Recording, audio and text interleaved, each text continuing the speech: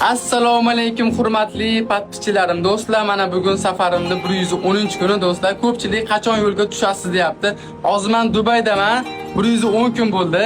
115-kundan men Abu Dabidan Qatar tarafga yo'l olaman. Saudiya, Makka va Madinaga yo'l olaman.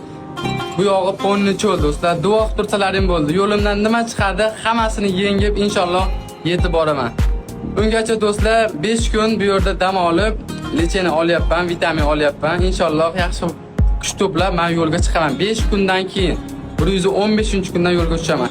Ungacha shu Dubayda do'stlar eng mashhur joylarida haligi talantlarimni shar bilan shu Dubay ahliga, ya'ni butun turistlar ko'p ekan bu yerda, shularga video qilib chiqarib turaman ungacha. Keyin 5 kundan keyin yo'limda davom etaman.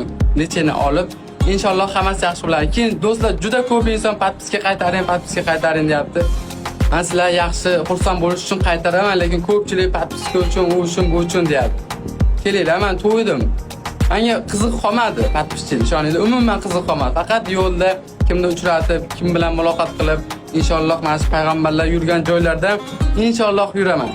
Payg'ambarlarimiz yurgan joylardan yurib, sizlarga duo aytib, inshaalloh hammasi yaxshi bo'ladi. Niyatni yaxshi qiling, yaxshi niyatni kuzating. Alloh sizga beradi va belgi beradi. Sizga hammasi yaxshi bo'ladi.